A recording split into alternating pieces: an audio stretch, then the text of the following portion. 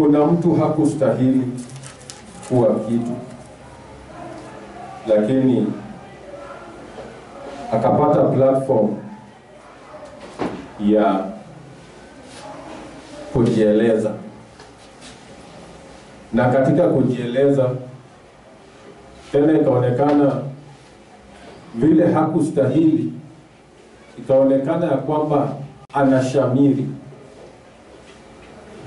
na katika kushamiri akapiga hatua katika moyo, na hata watu walipomuona wakaona kama ako na moyo wa kuboresha jinsi alivyoonekana kitambo. Kisha huyu mtu ile hatua moja alipiga, watu wengi hawakuamini, kwa sababu ile kitu ambayo ilifanyika kwake ambayo haijawahi fanyika, watu wote walisema ngoja tuone.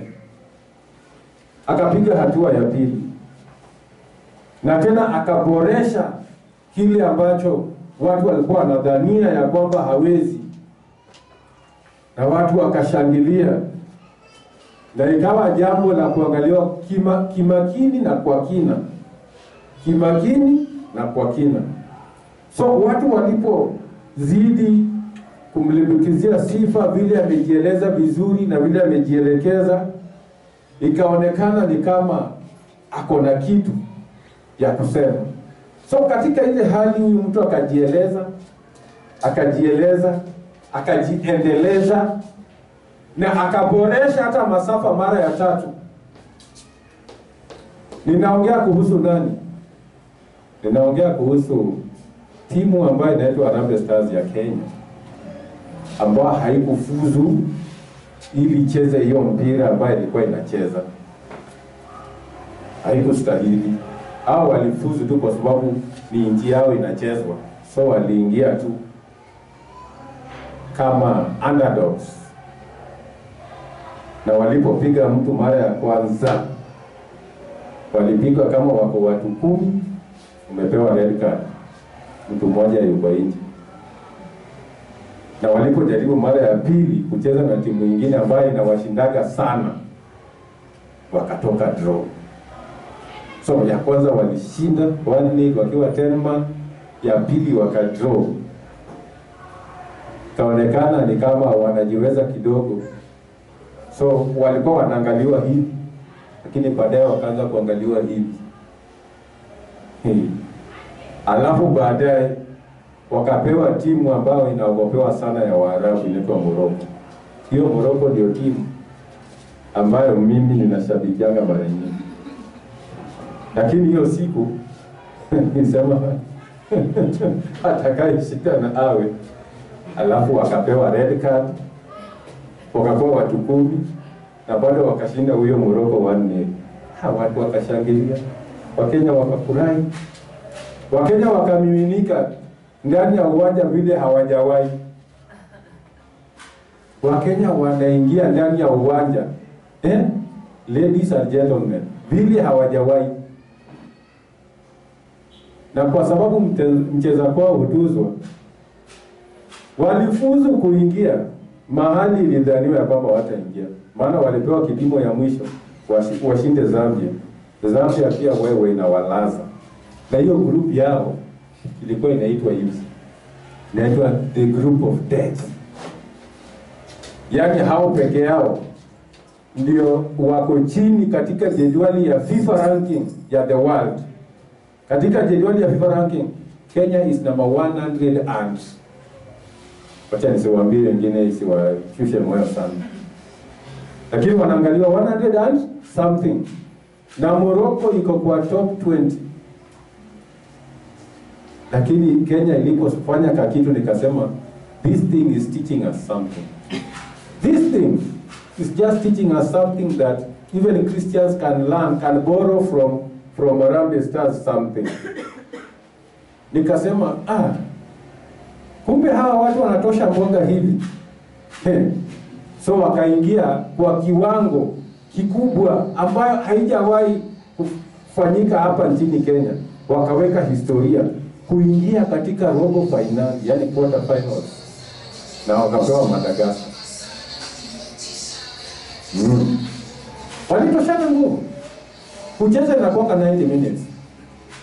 So at 90 minutes walikuwa 1-1 na maisha walitoshana nguvu. Kwa wale wana bet, ukifika tu 90 minutes huwa sasa bet yako imeisha. Sasa kama ni extra wewe ukisema itakuwa extra, pesa imepolo. Wale wana bet wanajua hii maneno sana. We can't pretend that we don't bet. Some people bet behind the scenes. They just bet and don't say.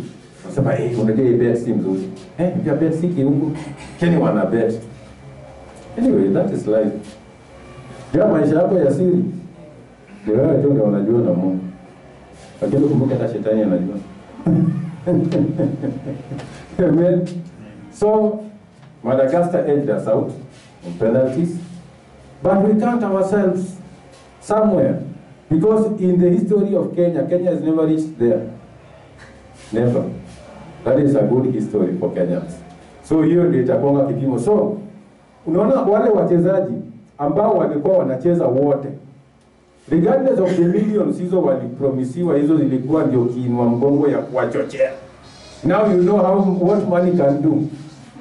The Bible says somewhere in the book of Ecclesiastes, money is the answer of all things. It can answer everything. Just imagine money vile ilikuwa catalyst. Mtapewa milioni 1, itakuwa sasa ni 2.5. Watangazaji walikuwa wanasema hata unaweza kufa kwa hiyo pitch kama unatafuta hizo milioni. Money is sweet, I'm telling you. Money is a great propeller. It can propel people to heights. So, isitoshe, when that happened, one thing that it has done for the Kenyan players equal, there is one thing. Now, that playing that they did and the match ile walicheza ndani, watu wote ambao walikuwa wachezaji bora, tulikuwa unaona inaisha inaambiwa huyu ndio player of the tournament. Huyu ndio player of the. Sasa huyo player of the tournament ndio anaambiwa kwamba yeye ndiye amecheza vizuri sana kwa hao watu wote. Na hiyo kitu inaangaliwa na computer. Si mwanadamu anaangalia. Sisi computer anasema huyu amechapa passes mzuri kama hii, na huyu amesave namna hii, na huyu amefunga hivi, na huyu hajapewa kadi yoyote ya yellow ama ya red. Huyo ndio best player.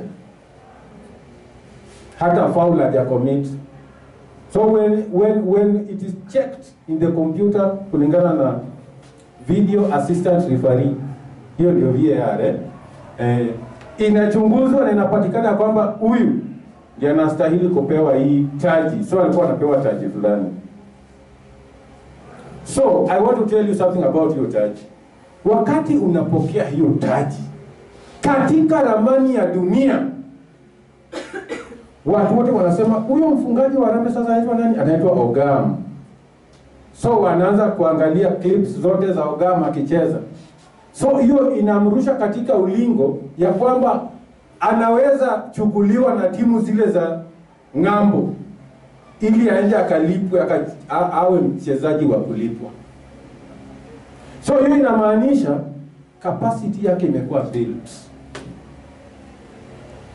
Capacity yake imekuwa built. What is capacity building? Capacity building is the knowledge that you acquire to make you better in anything that you do. Unaweza kuwa kama sasa wacha nichukue mfano na hao wachezaji. Hao wachezaji wamepata mchezaji bora. Wamepata tuzo ya mchezaji bora. Wakati anapoipata, imemweka katika ulingo wa kuuzwa pesa nyingi. Na hiyo pesa inaletewa timu yake. Inaletewa timu yake. So sehemu ya hiyo pesa ni yake. Sehemu ya hiyo pesa inatoa ushuru. Sehemu ya hiyo pesa pia inakuja kwa timu yake. Hiyo ni lazima, and it is law. Huwezi kusema kwamba mimi nimetoka Kenya nataka ni kila pesa iwe yangu. It's never like that. You play, lazima utoke kwa timu fulani. Ndiposa ukienda huko nje unatambulika na timu ya kwenu ya nyumbani na pia na timu ile ya ugeni ile umeelekea. Bwana asifiwe sana. So hiyo peke yake imeboresha masafa, na hata sisi katika Ukristo wetu tunaweza kuboresha masafa yetu. So kuboresha masafa huwa inafanya nini kwa mtu? Ukishaboresha masafa yako, wewe sasa huwezi enda ukitafuta timu ya kuchezea. Hapana, wewe utatafutwa. Because you are an important organ. You are a person of worth. You have built your place. Your capacity building is rich. So because of that, you are marketable. Anybody looks at you. People can even... Nani amwahi kuona vile wachezaji wanang'ang'aniwa mpaka bei yao inaenda juu? Inakaa kama mnada ya ng'ombe. Kwamba sisi ndio tunataka Messi. Hapana, sisi ndio tunamtaka. Basi sisi tunampatia hiki tita. Wale wengine wanasema hapana, sisi tunampatia hii. Pia yeye anaangalia maana ni fedha anatengeneza. So anaangalia pande hii wananitaka na milioni 5. Pande wanasema milioni 10. Anaenda kwa pande wengine wanasema milioni 20. So ataenda mahali. Sasa ako marketable maana amejitengenezea. Katika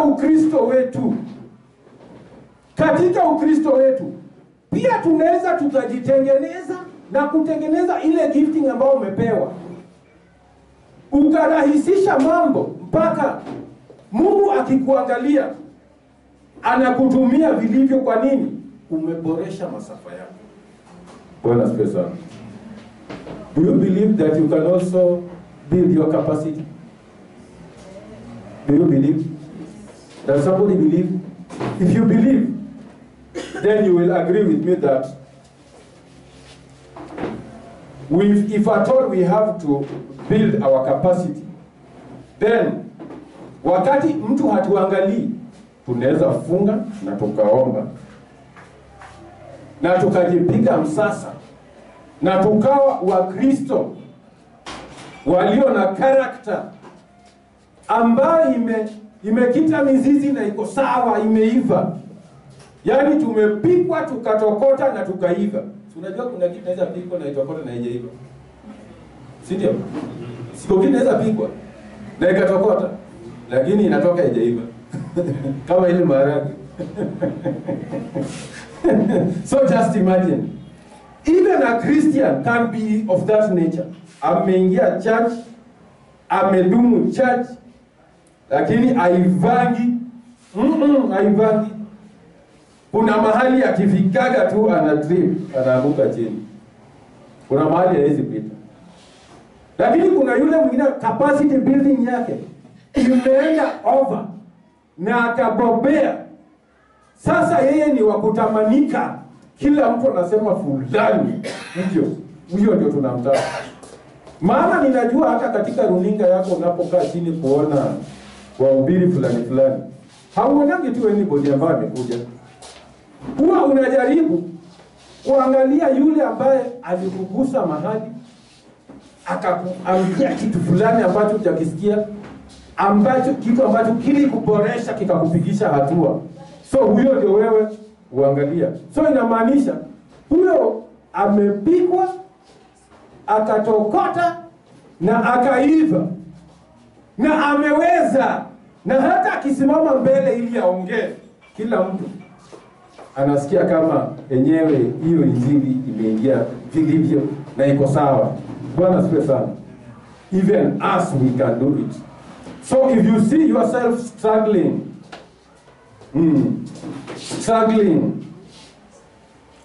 and your capacity is not being built, think about it. There is a way that a Christian can be, and because kuna mahali hapitaji, lawama inakuwa mingi na capacity yake inakuwa chini. Ni kama vile niliona imeandikwa mahali kwamba ukiona umefunga ukiomba na bado unaweza kugossip, kula.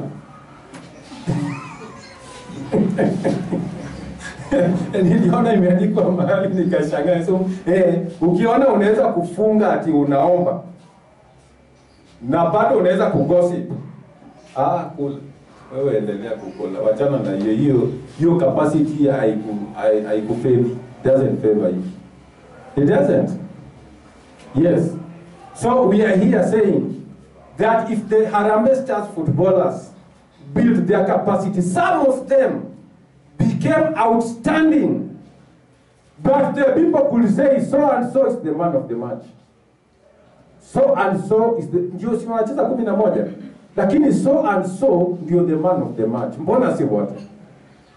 It is because huyu amebuild capacity yake, yani wakati ako kando ile tizi exercise ambayo anafanya exercise kabisa, mpaka akipewa mkwajo wa penalty anajua mahali pa kuipiga mpaka ingie kwa net. Hata kama goli wako watatu hapo, atahakikisha kwamba kitu imeingia kwa net. Unajua wakati mwingine watu sema kwamba na hii goli vile ni kubwa hivi, huyu jamaa atashika hiki kitu kweli? Awali goalkeeper anaishika sangi. Yeye wakati mwingine anaishika. Why? Because hata yeye amebuild capacity yake, anaweza ruka kama nyani. That is why utaona goalkeeper akiambiwa huyu goalkeeper. Ndio. Jana nilikuwa ninawatch mpira nyingine ya Sudan. That is the only Eastern Central African country ambayo imefika mbali sasa. Sasa Uganda nje, Tanzania nje, Kenya nje. Kini Southern Sudan ndiyo imebaki. Sudan wali draw na mtu na wakaenda extra time na wakaenda penalty. Goalkeeper wao ndiye alikuwa the man of the match. Alishika ingine, kashika ingine, mpaka wale waliingiza tu mbili, watano waliingiza mbili. Can you imagine? Na maanisha amebuild capacity yake kwa kiwango fulani ya weledi ambayo inafaa kabisa. Hata Mkristo anaweza akabuild capacity yake. Je, Bwana amekupatia gift? Build that capacity so that iwe unaweza sana kushamili kwa ile ambayo umeitiwa. Build it. Just build it. Sio lazima tuwe tukikuchunguza ama kukuambia lazima ufunge na kuomba. Hapana, si lazima. Sometimes do it on your own. When you do it on your own, you are building your capacity. Yeah, you are just building yourself. Then one day, you will stand before kings, and you will be the one to be chosen. Mnataka bibi? Bibi chukweni fulani. Mnataka bwana? Bwana chukweni fulani. Mnataka nini? Mnataka mchezaji? Mchezaji chukweni Ogama. Mnataka nini? It means that if everybody were to build their capacities, you will just be outstanding like this, and you won't be missed. Everybody will say, I think that man, watu kumi wanasema tu ule. There was a time I was working in a certain company, and when I was working there was a certain active ingredient ambayo inaweza kuwa abused na human beings na wakalewa. Kwa lugha nyingine inaitwa cocaine, lakini kwa ile scientific language ya pale inaitwa pseudoephedrine. Na ilikuwa ikija inakuja kilo 150 kama imelindwa na bunduki. Inatoka kwa ndege India, inakuja kwa ndege bunduki, mpaka kwa kampuni na bunduki, mpaka ndani ya gate na bunduki, mpaka ingie kwa safe na bunduki. So kuna wakati mmoja ilikuwa nawekwa ovyo, watu walizoea kuiabuse na kuiiba. Within 4 days 25 kg imeisha, wamepotea na ijulikani vile ilipita, lakini imeisha. Kwa ile mtungi ambaye amewekwa, mtungi ambaye tunashona na speaker 25 kg Hakuna. So one day they said we want to change the staff wale watakuwa wanalinda hapo mahali. So they went around the company. Walikuwa wanasimama mkurugenzi ambaye ni Muhindi na manager ambaye pia ni Muhindi. Wanasimama mbele ya watu wanasema, "Ni nani hapa hawezi kuiba? Tunataka yeye mpatie kazi maalum." Wakaenda department ya kwanza, ya pili, ya tatu, wakifika kwetu. Watu 5 walinipoint wewe. Hao watu wameniweka mahali hatari. Si unajua kuna ponga tu na mlongola. Na kuna huwa tuna mlango ya nyuma. Na kuna huwa na vile mtu anaweza kuambia bwana, chukua hii, uniachie nichukue kitu. I was given the docket. So when I was given the docket, nilipata marafiki wengi. Nili sijawahi pata.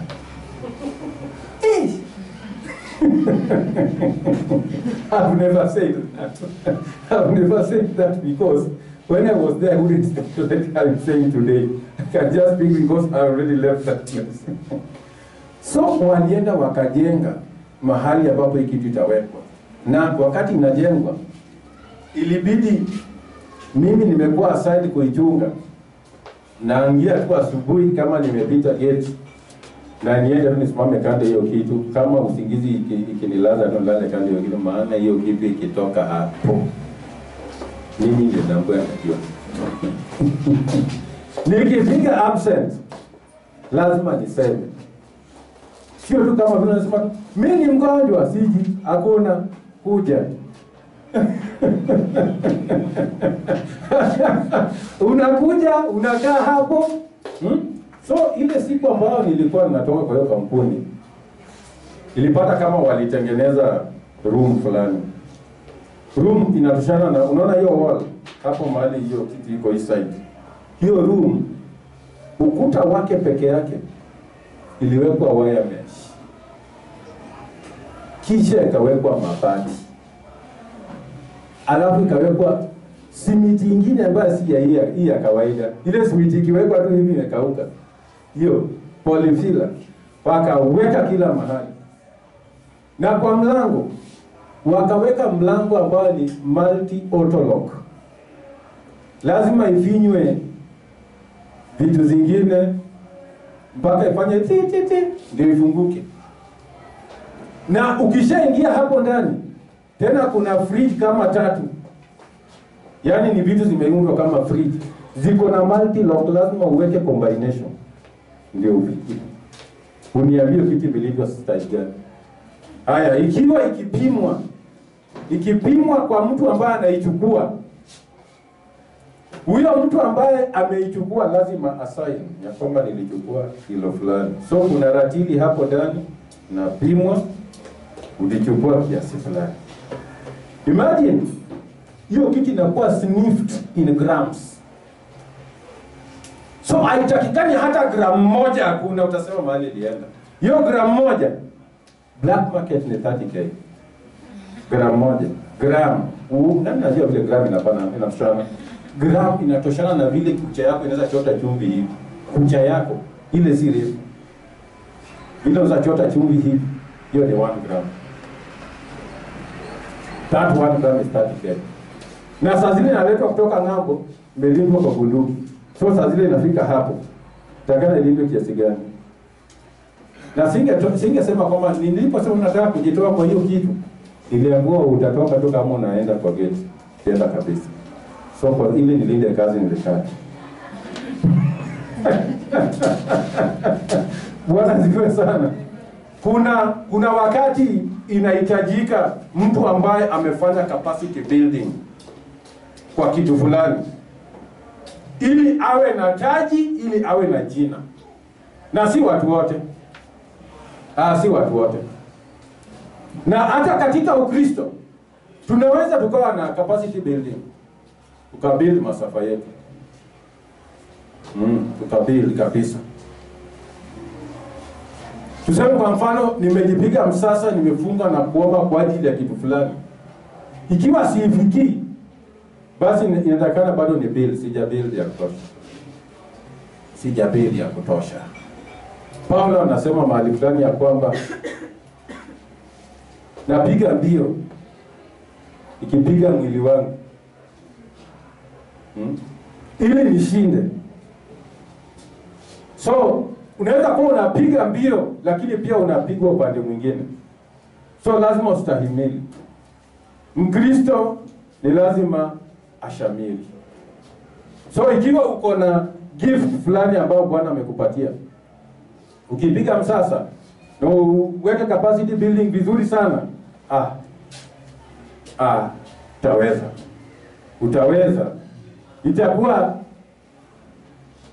Itakuwa kama vile nilisikia ushuhuda last Sunday, hata nilifaa kwa hiyo ushuhuda linijenga.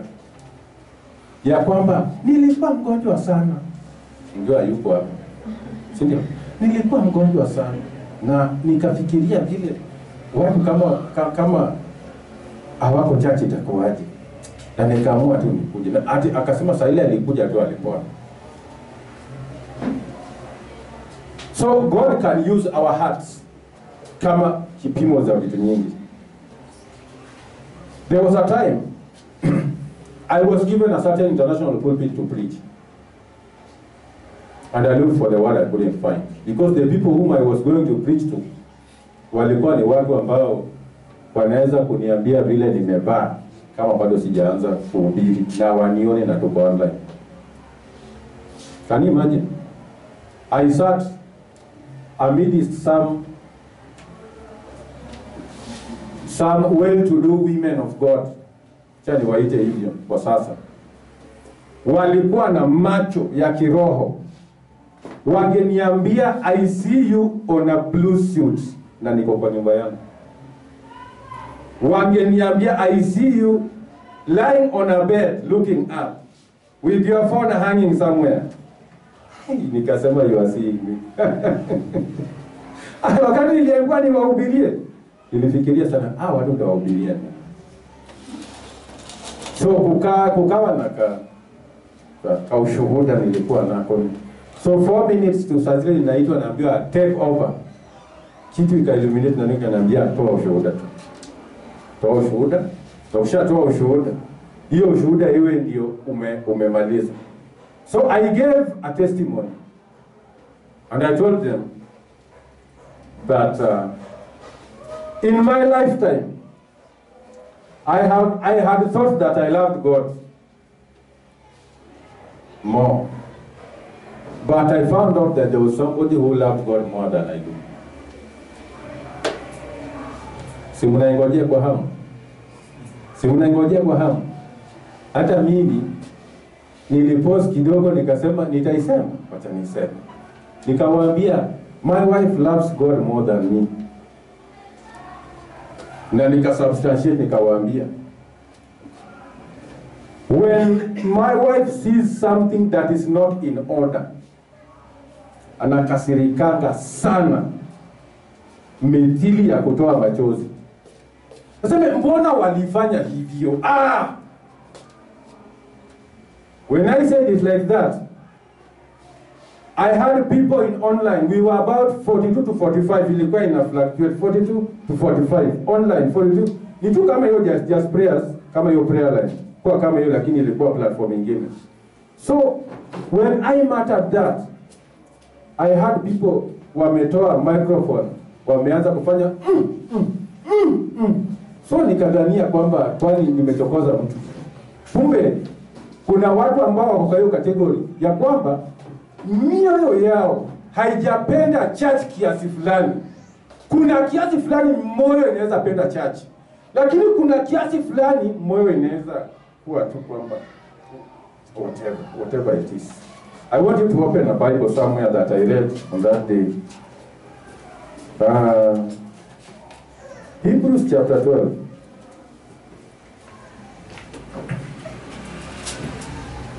Hebrews chapter 12. In some of verse 4.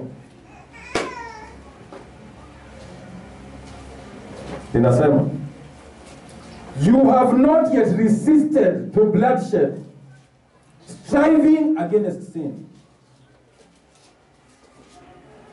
Just like that, that's what I read. Na nikasema, What is to strive? To strive ni kule kujaribu kutafuta kitu na kuitafuta. Kama sasa huyu anasema hamjashindana na dhambi kiasi cha kumwaga damu. Hamjashindana na dhambi. So mimi ninaiweka katika hii context ya kupenda kanisa. Hamjapenda kanisa kiasi cha kuona kama kuna kitu inaharibika unalia. Mbona hiyo kitu inaharibika? Mbona hiyo kitu inaharibika? Hiyo ndio itatuma wakati wa utendakazi wako katika Kristo ujitolee mhanga na useme liwalo na liwe. That lady said she was sick but she appeared na akasema she got healed. Bwana asifiwe sana. Je, wewe umejipatiana kwa Kristo dimension gani? Mungu atajibu. Mungu atajibu. Ni vizuri unajua Mungu atajibu. Lakini umejitosa ama umejitokosa kiwanjani kustrive na dhambi kiasi gani? Yaani kumtumikia Mungu umejiachilia kiasi gani? Sasa hiyo ndio itatuma saa moja uko hapa. Your capacity is built to a certain extent. Unasema mimi siwezi kosa church. Aya. Si tulienda matanga. Tuliporudi mimi na pastor tulikuwa church. Sasa hiyo ndio kiasi ile ambayo tumedhamini hiyo church. Sijasema kwamba nyinyi hamjadhamini, sijasema. Lakini najaribu kuangalia how you can stretch. How much can you strive when you are racing against something? So hiyo ndio kiwango.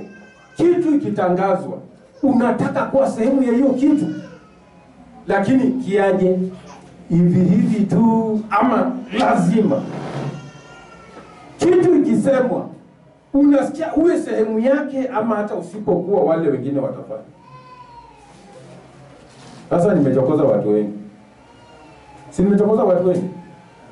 Sasa nimechokoza watu wengi. Sikuwa nanuia kufika hapo. Lakini nilikuwa nasema hivi. You can build your capacity to an extent. Your ability to do something. Watu wote wameangalia chini. Your capacity to do something. Meja. So when I gave that testimony, some people cried. Some people said that if at all it is that way, then bring her on, we want to hear her. But there was no time to bring her. Because ile time kwa nimepewa ya kuhubiri pili pia inaisha. Bwana asifiwe sana. Yeah. So there are ways that we can build our capacity. Build it for the church. Build it in a way. Yani hata watu wengine wakiangalia watasema hawa watu walikuwa na Yesu. Hawa watu hawakuenda shule lakini walikuwa na Yesu. That's why wako hivi. So build your capacity to some extent. Build it. Come on, build it. You can. You can do it. Ni vile tu nasema kwamba hiyo toa hiyo and then do something. There is something you can do. Even a dream can come and you can do. But in the actualization, hiyo maneno gani? Jitoe mhanga kwa Mungu. Jitoe mhanga. Just do it. Do it. What is it that the Lord looks at in order to call you and to empower you? The Lord looks at the heart. That's what the Bible tells me. The Lord looks at the heart. The intensity of the striving of the heart is what the Lord looks at. And when the Lord looks at it, the Lord will reward you. The Lord will reward you. The Lord will reward you. Na hiyo sio ati kwamba the Lord will reward me. Hapana, the Lord will reward you because He trusts in you. That trust doesn't just come. It comes out of a person who has gone overboard and said, whatever I do as unto the Lord. Not as to men. Whatever I do as unto the Lord. Wale watu wanajitoa mhanga si nini. Kuna mtu aliniambia hivi, na mimi sinanga fedha. Sinanga fedha ya kutoa. Na mimi nitamwambia hivi. Kuna 24 hours in a day. Msikia?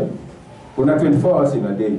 Si basi uombe 2 hours and 40 minutes. Hiyo ni a tenth. Na uombe hivyo kila siku. Hiyo pia ni tenth. So upande wa maombezi tutajua kwamba wewe umeshamiri. Hata tutajua, tutaiona matunda yake itazaliwa tu hapa, tutaisikia tu. Sema fulani akianza kuomba, tunajua roho wa moto lazima ishuke. So give that tenth then. Give tenth of praying. Pray before the Lord every day, 2 hours, 40 minutes. Continuously, at a particular time. Do it. That's a tithe. Ikifika mwezi moja, hiyo ni tithe umetoa. Umeomba 24 hours. Bwana siwe sana. There is a way that looks good to a man, but the end can be bad. But there is a way that somebody anaweza jitolea. Na hiyo kujitolea kwako iwe memory before God. Yesterday, our brother Utuka shared a very good word. I shared a very good word at online yesterday. Now, alisoma story ya Cornelius, Acts chapter 10. Asoma verse 1 to somewhere there. Na akasema ya kwamba the givings that Cornelius gave became a memorial in the ears of God, so that angels ministered to him. So household yake yote ilishughulikiwa kwa sababu ya memory ya vile alivyokuwa akifanya kazi yake. Utenda kazi wako inawezekana ikafanyika mpaka Mungu ndiye akaba na hiyo kumbukumbu. Mungu akikumbuka ni lazima ubarikiwe. That is the truth. Mungu akikumbuka lazima ubarikiwe. Nimemaliza. So our God is good. Our God needs us. He wants us. And He's there for us. But it matters if you are there for Him also. If you are there for Him, capacity building yako imejaa. Yeye atakupatia tu. Atakupatia. So God bless you as well as on our feet.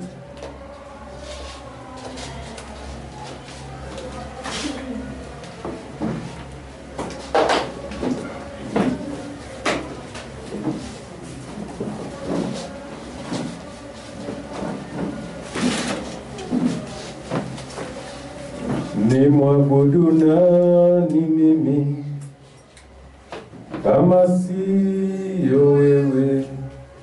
Ni mwabudu nani mimi kama siyo wewe? Hakuna mwingine wa kuabudu ila ni wewe Jehova, ila ni wewe Jehova.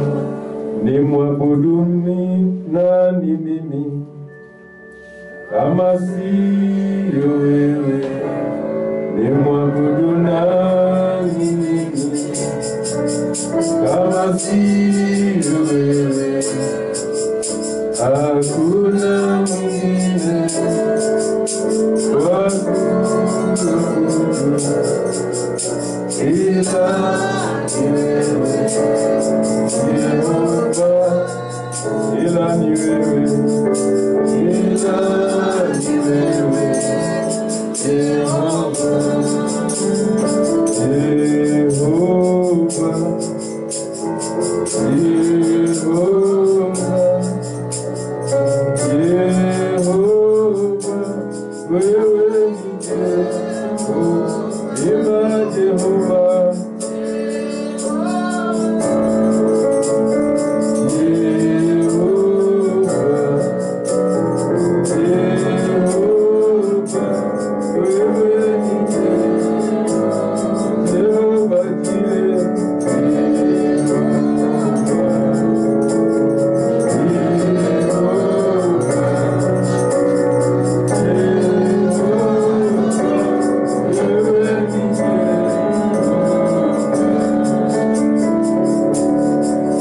us to pick those books and we sing song number 122.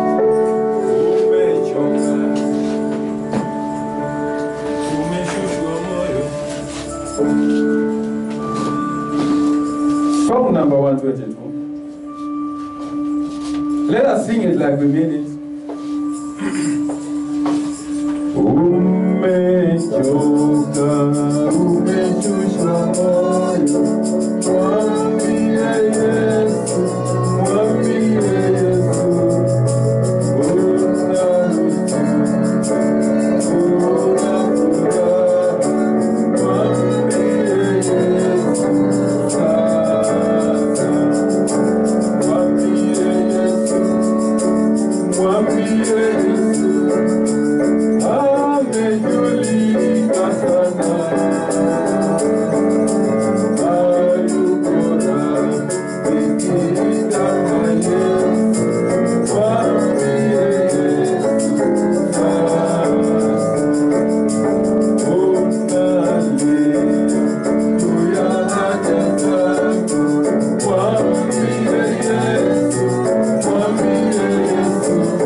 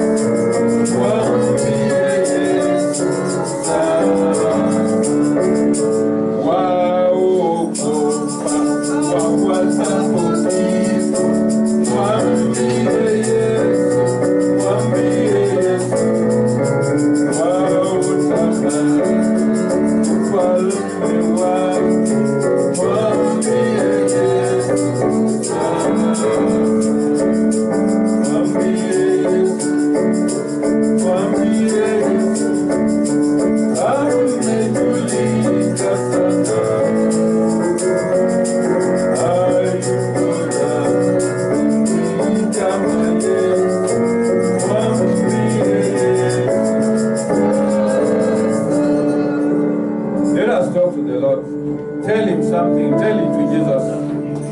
Yes, everything about you, tell it to Jesus. He is there for us. He is there about us. He is there in us. He is there. He wants us. He needs us. He is the Lord that is good. Father, we give you praise. We give you honor, Lord, today in Jesus' name. Lord, bless our lives. Master, enlarge our capacity. Build our capacity, Lord, that we may be able, Lord, to withstand the things that we do. Father, cause our lives, Lord, to please you. Even striving for sin, Lord, to the point, Lord, of shedding blood, may it be our portion, Lord, even as we strive against sin. Master, walk with us. Cover us, bless us. Elevate us, watch over us. Stand with us, bless us. Be our guide, be our good God. You are the Lord that's good. We give you praise because of this day.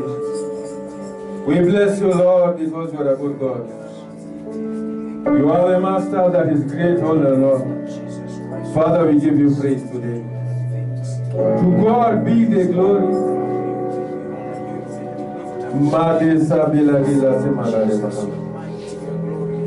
Father, we give you praise today. Father, sustain us. Cause us, Lord, to seek you diary and intimately. Master, build our minds and our calling also. Father, watch over us forevermore. I give you praise. I believe that, Lord, you shall put us, Lord, where we are marketable even before we speak. We give you praise. We love you, Lord. In Jesus' name. Oh God, be the glory. Great things He has done. So love the one that He gave us His Son. Oh, yielded His life as one for sin, and opened the life gates that all may go in. Praise the Lord, praise the Lord, let the earth hear His voice. Praise the Lord, praise the Lord, let the people rejoice. Oh God, to the Father, Jesus, the Son, and the song number 1. Symphony, inchi